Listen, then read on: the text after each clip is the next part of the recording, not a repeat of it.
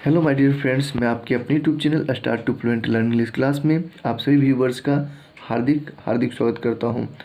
आज की क्लास में हम लोग बेसिक इंग्लिश ग्रामर के part 7 kinds of the noun को जानने वाले हैं। इससे पहले की क्लास में हम लोगों ने नाउन और इसकी डिफिनेशन और इसकी एक्सरसाइज को जाना था, और इस लेसन में हम लोग काइंड्स ऑफ द नाउन अर्थात नाउन के भाग को अच्छी तरह से जानेंगे।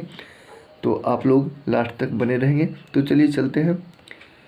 और आप भी अगर चाहते हैं कि मेरे क्लास को क्रम से आप इंग्लिश ग्रामर की बेसिक इंग्लिश ग्रामर के क्रम से आप चाहते हैं कि आप लें, अच्छी तरह से इसको नोट करें, बहुत ही अच्छी ये चीज़ें हैं, तो आप जो है सब्सक्राइब कर लें और बेल आइकन को दबा लें, जिससे कि आप पर जो है मेरी सारी वीडियो क्लास का नोटिफिकेशन जाते रहेंगे। तो चलिए चलते हैं, देखते हैं इस क्लास के पॉइंट को। तो इसमें सबसे शुरू में इस यहाँ पे हमने लिखा है कि there are 5 kinds of the noun, अर्थात नाउन के 5 भाग हैं। प्रॉपर नाउन व्यक्तिवाचक संज्ञा, कॉमन नाउन जातिवाचक संज्ञा, कलेक्टिव नाउन समूहवाचक संज्ञा, मटेरियल नाउन द्रव्यवाचक संज्ञा, एब्स्ट्रैक्ट नाउन भाववाचक संज्ञा। आप इसकी हिंदी को भी इस प्रकार से नोट कर सकते हैं, जिससे कि आपको आसानी होगी समझने में, आप रिलेट कर पाएंगे इन सारी बातों को, इन सारी बातों से आप रिलेट कर पाएंगे और अच्छी तरह से इसको आप समझ पाएंगे और दूसरे को बता भी पाएंगे। तो चलिए चलते हैं आगे। प्रॉपर नाउन, प्रॉपर नाउन क्या होती है इसकी डिफिनीशन को जानते हैं। तो a proper noun is the name of a particular, इसको आप पार्टिकुलर पढ़ेंगे, पार्टिकुलर पर्सन, एनिमल, प्लेस और थिंग। यानी कि प्रॉपर नाउन किसी व्यक्ति, वस्तु, जानवर, स्थान के खास नाम का बोध कराता है, अर्थात किसी व्यक्ति, वस्तु, स्थान या जानवर के खास नाम को प्रॉपर नाउन कहते हैं। जैसा कि आप देख पा रहे हैं कि राम, ये बॉय में खास नाम है राम, यानी कि बॉय की कैटेगरी में ये राम जो है खास नाम है। राधा, गर्ल की कैटेगरी में ये राधा जो है खास नाम है, इसलिए हम राधा को प्रॉपर नाउन कहेंगे। इंडिया, कंट्री के ये फॉर्म में खास नाम है इंडिया, जैसे इंडिया कंट्री में जो है खास नाम है, इसलिए इसको हम प्रॉपर नाउन कहेंगे। तो आप समझ रहे होंगे, जैसे कि गंगा है तो नदी, जितने भी नदी हैं नदियों के समूह में ये खास नाम है, इसलिए इसको हम प्रॉपर नाउन कहेंगे। मार्च, ये महीना के नाम में जो है खास नाम का बोध कराता है, इसलिए इसे हम प्रॉपर नाउन कहेंगे। संडे, ये जितने भी साप्ताहिक नाम में जो है एक खास नाम है संडे, तो इसलिए इसको हम प्रॉपर नाउन कहेंगे। तो इस प्रकार से आप समझ रहे होंगे कि जितने भी खास नाम, नाउन में जो खास नाम होगा वो प्रॉपर नाउन होंगे। जैसे बिहार है तो स्टेट में जो है ये खास नाम का बोध कराता है, इसलिए बिहार को हम लोग प्रॉपर नाउन कहेंगे। MRF बैट, यानी कि बैट, जितने भी बैट हैं, बैट के नाम हैं, उसमें से ये जो है खास नाम का बोध कराता है, इसलिए हम इस संज्ञा को प्रॉपर नाउन, इस नाउन को जो है हम लोग प्रॉपर नाउन की संज्ञा देंगे। तो इस प्रकार से हम लोग प्रॉपर नाउन को समझ लिया। अब आगे चलते हैं। आगे है कॉमन नाउन। कॉमन नाउन क्या होती है? तो a common noun is a name given in common to every person और thing of the same class और काइंड। ठीक, इस प्रकार से आप इसको दोबारा सुनेंगे तो आप सभी को जो है वर्ड को आप जान पाएंगे किसको हमने क्या बोला यहाँ पे। जैसे कॉमन, कॉमन का मतलब होता है उभयनिष्ठ, यानी कि a common noun is a name given in common to every person और thing of the same class और काइंड, अर्थात कॉमन नाउन उसे कहेंगे जिससे किसी खास व्यक्ति, वस्तु या जानवर के नाम का बोध न हो करके पूरी जाति या समुदाय का बोध होता है। किसी व्यक्ति, वस्तु, स्थान या जानवर के पूरी जाति या समुदाय का बोध होता है, तो वैसे शब्द को हम लोग, वैसे नाम को जो है कॉमन नाउन कहेंगे, वैसे नाम को हम लोग कॉमन नाउन कहेंगे। जैसा कि आप यहाँ पर देख पा रहे हैं, बॉय, बॉय का मतलब होता है लड़का, यानी कि लड़का कहने से पूरी लड़का जाति का बोध होता है। गर्ल, गर्ल जो है, गर्ल कहने से पूरी गर्ल समुदाय यानी कि लड़की जाति का बोध होता है, इसलिए जो है हम इसे कहीं ना कहीं कॉमन नाउन की संज्ञा देंगे। कॉमन नाउन कहेंगे स्टेट। स्टेट का मतलब होता है राज्य, यानी कि राज्य कहने से सभी राज्य का बोध होता है, तो आप समझ रहे होंगे। कंट्री, हॉर्स, हॉर्स कहने से भी सारे हॉर्स, जितने प्रकार के हॉर्स होते हैं सारे हॉर्स का बोध होता है, इसलिए हॉर्स को भी हम लोग कॉमन नाउन कहेंगे। Bird, city, river, table, pencil, जैसे कि आप देख पा रहे हैं पेंसिल, पेंसिल भी कॉमन नाउन है, क्योंकि पेंसिल में बहुत सारे प्रकार की पेंसिल आती है। नटराज की पेंसिल आती है, बहुत सारी कंपनी की पेंसिल आती है, अलग अलग प्रकार की आती है ना, इसलिए हम यहाँ पे पेंसिल को कॉमन नाउन कहेंगे, क्योंकि पेंसिल करने से सभी पेंसिल की बोध होती है। बुक, बुक कहने से सभी किताब की बोध होती है, इसलिए बुक जो है कॉमन नाउन है। तो आप समझ गए होंगे कि कॉमन नाउन हम किसे कहेंगे। कैट, कैट का मतलब होता है बिल्ली, इसमें सभी प्रकार की कैट साथ आ जाती है, इसलिए कैट को हम कॉमन नाउन कहेंगे। तो आप एग्जाम्पल को अच्छी तरह से समझें, तभी आप जो है डिफिनीशन को अच्छी तरह से रिलेट कर पाएंगे। तो चलिए चलते हैं आगे। कलेक्टिव नाउन, कलेक्टिव नाउन का मतलब होता है समूहवाचक संज्ञा। इसका परिभाषा देखते हैं, ध्यान से आप देखेंगे तभी आप समझ पाएंगे, है ना। तो एक collective noun denotes the name of a number of persons और things taken together and spoken of as one whole. फिर से इसको हम बोलते हैं, a collective noun denotes the name of a number of persons और things taken together and spoken of as one whole. इसे आप कलेक्टिव नाउन का परिभाषा इस प्रकार से देंगे,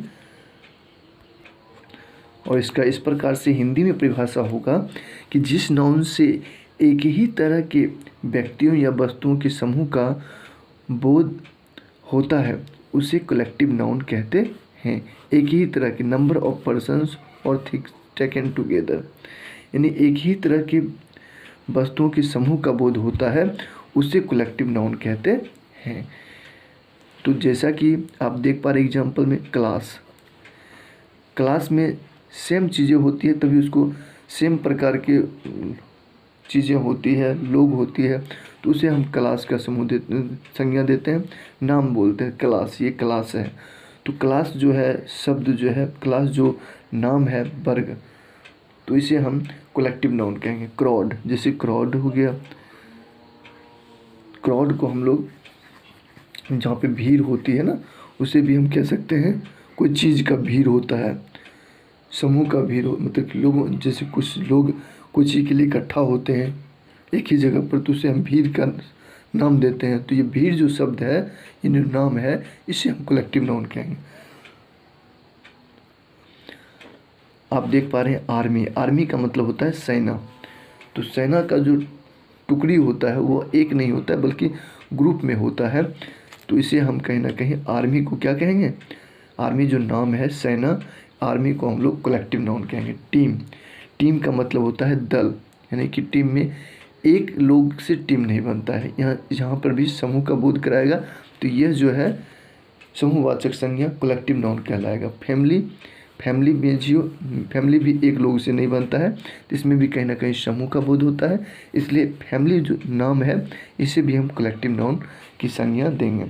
बच, बच मतलब होता है गुच्छा, इसे भी हम कलेक्टिव नाउन कहेंगे। फ्लॉक, मोब, कमिटी, तो इस सारी नाम को जो है हम लोग कलेक्टिव नाउन कहेंगे। आगे है मटेरियल नाउन। मटेरियल नाउन का डिफिनीशन इस प्रकार से दिया जा सकता है, a material noun is the name of a material substance.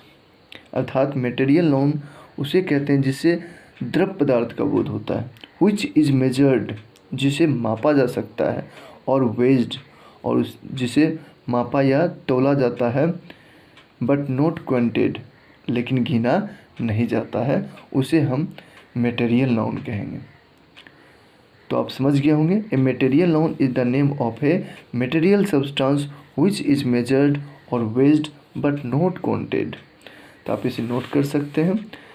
बहुत ही आसान भाषा में हमने आपको परिभाषा यहाँ पे दिया है, साधारण भाषा में, जिससे कि आप बेसिक से अगर सीख रहे हैं तो आप अच्छी तरह से जो है आप इसे रिलेट कर पा रहे होंगे और आप इसे नोट करेंगे। तो इसी प्रकार से बेसिक की जानकारी अगर आपके पास रहेगी तो आप एडवांस लेवल की जानकारी आप अच्छी तरह से समझ पाएंगे। तो चलिए फॉर एग्जांपल इसको देख लेते हैं। जैसा कि आप देख पा रहे हैं वाटर को जो है नापा या तोला जा सकता है लेकिन गिना नहीं जा सकता है, इसको तोला जाता है ना।